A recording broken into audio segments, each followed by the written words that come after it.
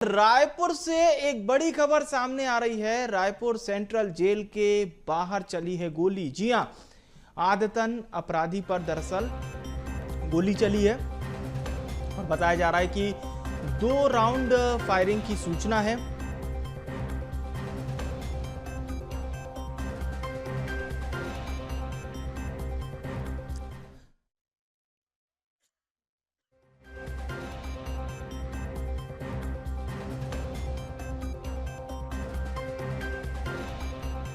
तो आदतन अपराधी पर 2 राउंड फायरिंग की सूचना है। और देखिए, ये पूरा जो मामला है ये सेंट्रल जेल के बाहर का है।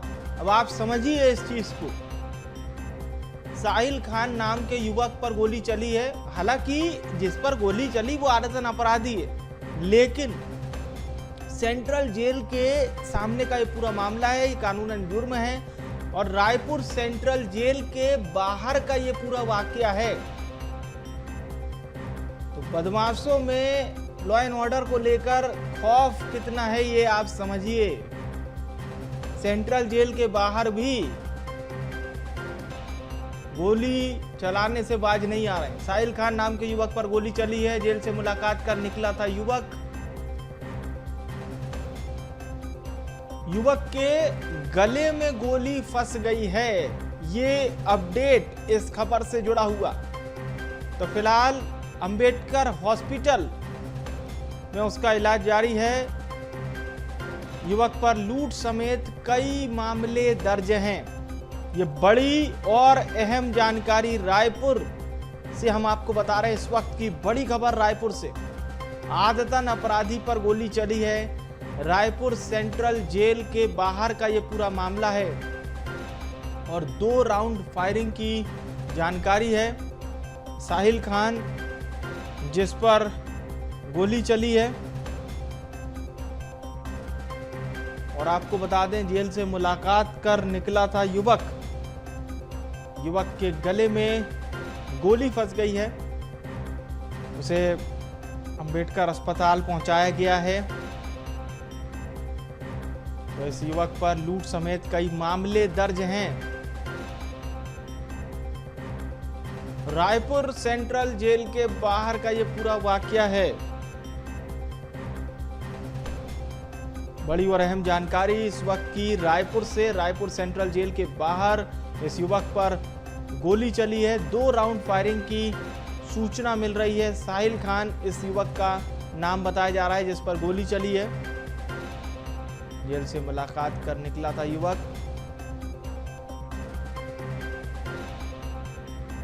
तो ये बड़ी खबर रायपुर से। घायल युवक को अंबेडकर हॉस्पिटल पहुंचाया गया है।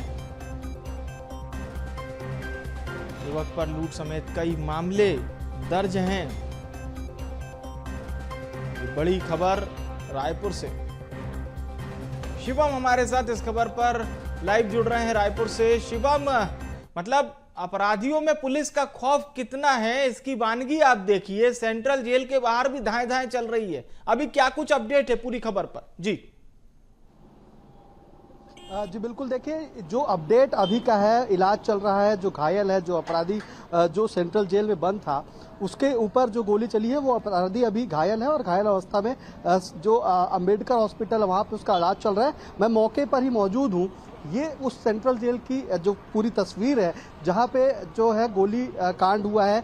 बताया जा रहा है कि छर्रे वाली बंदूक से फायर किया गया है और जो युवक है उसके सर से लेकर के छाती तक में पूरे छर्रे घुस चुके हैं। उसका इलाज अभी जारी है। लेकिन सबसे बड़ी चीज मैं आपको दिखा सकता हूं अभी कि ये जो सीसीटीवी कैमरा है जिससे निगरानी रखी जानी थी, लेकिन उसकी हालत देखिए। कई समय से ये बताया जा रहा है कि ये सीसीटीवी खराब पड़ा हुआ था, लेकिन इसकी कोई भी रिपेयरिंग का काम या ये चालू है या बंद है, इसने किसी भी तरह से कोई भी ध्यान नहीं दिया। और ये वो जगह थी जहां पर जो पूरी घटना को अंजाम दिया गया। जो अपराधी था वो यहीं पर वेट कर रहा था और इस चीज को लेकर यहाँ पे उसकी कुछ देर पहले तक चप्पल पड़ी हुई थी। चप्पल को छोड़ करके वो भागा जैसे तैसे। फिर उसकी जो है उसको अस्पताल में भर्ती कराया गया। इस स्कूटी में वो पहुंचा हुआ था। ये स्कूटी है जिसमें अपराधी पहुंचा हुआ था और ये उसका चश्मा है जो छोड़ के वो भागा है। और उसके बाद से वो पूरा जो घटनाक्रम है बहुत बड़ा सवाल जो है पुलिस की व्यवस्था पर खड़ा हो रहा है, कानून व्यवस्था पर खड़ा हो रहा है। और सबसे बड़ी बात यह कि अभी कुछ देर पहले बीजेपी एक प्रेस कॉन्फ्रेंस कर रही थी, कानून व्यवस्था को लेकर प्रेस कॉन्फ्रेंस चल रही थी, और उसी बीच ये बड़ी वारदात जो है सामने आती है। छर्रे वाली बंदूक से आरोपी ने बिल्कुल और शिवम, ये जो सीसीटीवी हम देख पा रहे हैं, टूटे फूटे सीसीटीवी, ये देख के लग रहा है मतलब क्या व्यवस्था जेल के बाहर सुरक्षा की है, ये तस्वीरें बयां कर रही हैं। मैं चाहूंगा एक बार फिर से हमारे दर्शकों को वो सीसीटीवी जो लगे हुए हैं वहां के वो पैन करके दिखाएं, कैमरामैन से बोलें पैन करके दिखाएं, ताकि ये कितनी अच्छी लॉ एंड ऑर्डर व्यवस्था है सेंट्रल जेल के बाहर की, ये हमारे दर्शक भी देखें और पुलिस के लोग भी देखें और समझें कि कितनी बेहतर व्यवस्था उन्होंने रखी है। जी बिल्कुल, देखिए मैं फिर से अपने कैमरामैन से कहता हूं कि वो उस सीसीटीवी पर फिर से एक बार जूम करके साफ तौर पे दिखाए कि वो सीसीटीवी जिसमें पूरी वारदात कैद होनी थी उसकी हालत क्या है, वो लटक रहा है। और बताया ये जा रहा है कि पिछले कई महीनों से यही हालत है सीसीटीवी की, इसका स्टोरेज कहाँ पे है, कहाँ पे क्या है, किसी चीज की पुलिस अधिकारियों को जानकारी नहीं है। और ये सीसीटीवी ठीक इस गेट पे लगा हुआ था, जिस गेट पे लगा हुआ था जहाँ पे पूरी वारदात हुई, उस सीसीटीवी में कैद हो सकती थी, लेकिन पुलिस की लापरवाही, कानून व्यवस्था की लापरवाही है कि जो सीसीटीवी है उसकी रिपेयरिंग नहीं कराई गई। और एक बड़ी वारदात जो है आज सामने आ गई सेंट्रल जेल में। सेंट्रल जेल के सामने गोलीकांड हो गया, जहां पे सभी कैदियों को रखा जाता है। कहीं न कहीं बड़ा सिक्योरिटी ब्रीच इसे बोलना चाहिए कि बहुत बड़ा सिक्योरिटी ब्रीच है। लेकिन हालांकि अब इस मामले में अधिकारी क्या कहेंगे हम देखेंगे, पर इस बात को शिवम कहीं ना कहीं पुलिस महकमे को समझना होगा कि सेंट्रल जेल के बाहर आपके सीसीटीवी खराब पड़े हुए हैं मेन गेट पर। या कोई ऐसा नहीं है कि हम पीछे के गेट पर पहुंचे हैं या कोई मध्य की जगह है कि चलिए साहब यहां पर है, फ्रंट तो ओके है। फ्रंट गेट के सीसीटीवी आपके खराब पड़े हुए, लटके हुए हवा में, तो अधिकारी ये देख नहीं पा रहे फ्रंट गेट के।